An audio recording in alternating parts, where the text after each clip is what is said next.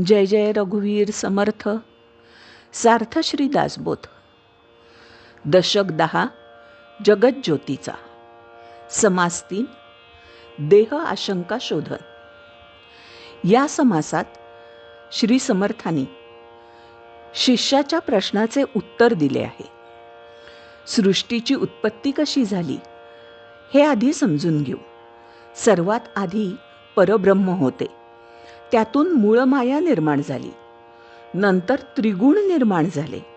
गुणापासून आकाश, आकाशापासून वायू आणि वायूपासून अग्नी, नंतर आप आणि आपापासून पृथ्वी निर्माण झाली. देव हे वायुरूप आहेत. देव त्यांच्या इच्छेनुसार शरीरे धारण करतात. श्री समर्थांच्या मते पृथ्वी, आप, तेज आणि वायू यांचे प्रत्येकी 2 प्रकार आहेत. कसे ते पाहू. पृथ्वीमध्ये पाषाण आहेत, तसेच सोनेही आहे. आपामध्ये साधे पाणी आहे, तसेच अमृत पण आहे.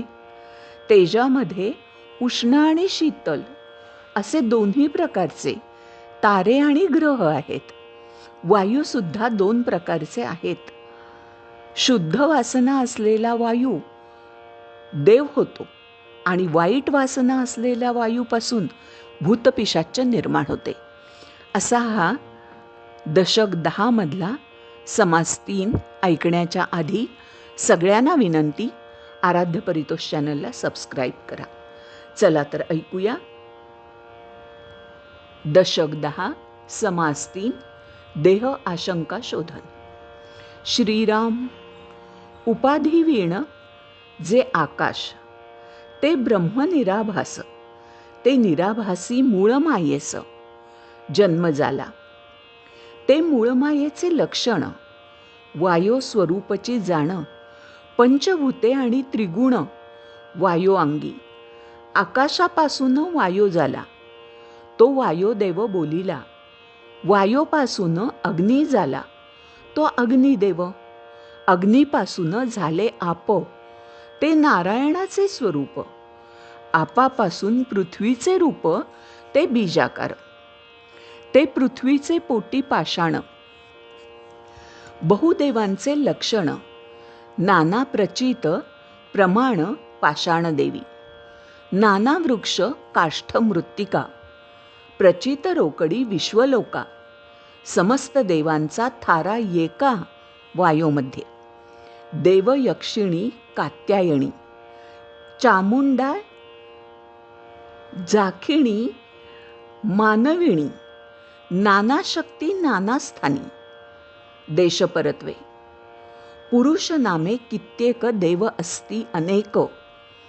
भूते देवते नपुसक नामे बोली जेत. देवदेवता देवते भूते पृथ्वीमध्ये असंख्याते. परंतु या समस्थाते वायोस्वरूप बोलीजे. वायोरूप सदा असणे, प्रसंगे नाना देह धरणे.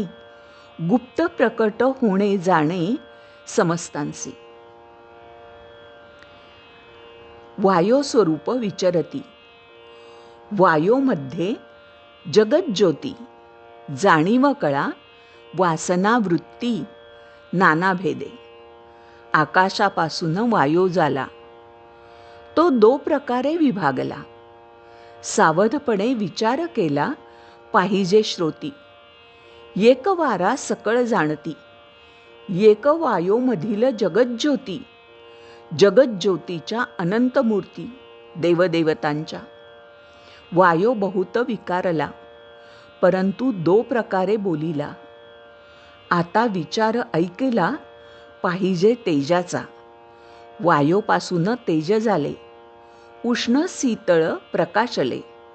द्विविध रूप ऐकिले पाहिजे तेजाचे. उष्णापासून झाला भानू, भानू म्हणजे सूर्य.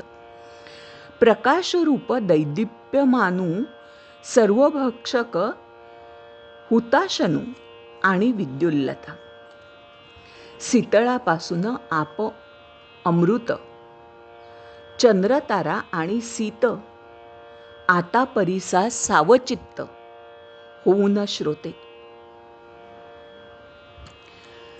तेज बहुत विकारले, परंतु द्विधाच बोलिले. आपही द्विधाच निरोपिले, आप आणि अमृत. ऐके पृथ्वीचा विचार, पाषाण मृत्तिका निरंतर. आणिक दुसरा प्रकार, सुवर्ण परिस नाना रत्ने.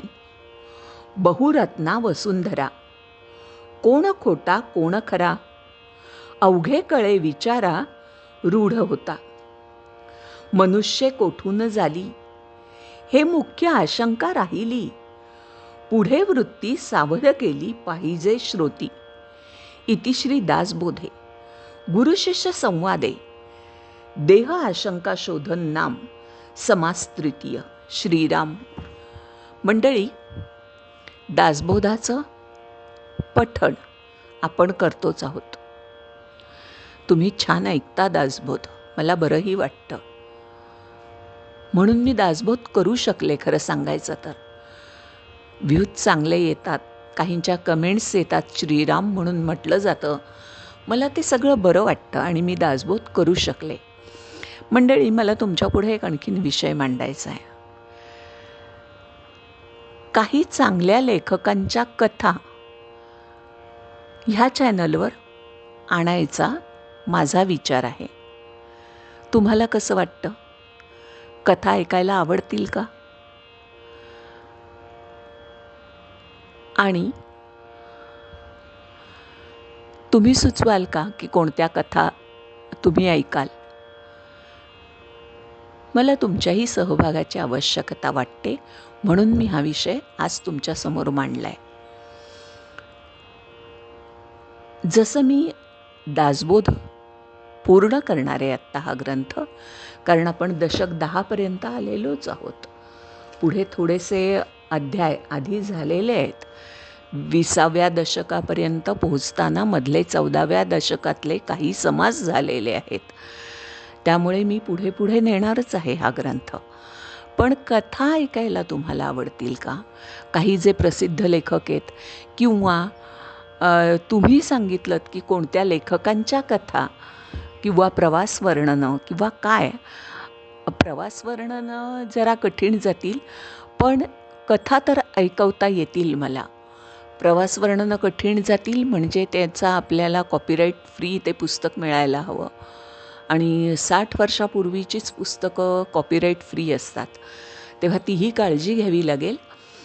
तर मला तुम्ही सुचवा कोणत्या लेखकांची लागतील. आपल्याला जर त्या लेखकांनी परवानगी दिली तरच आपण अपलोड करू शकतो व्हिडिओ.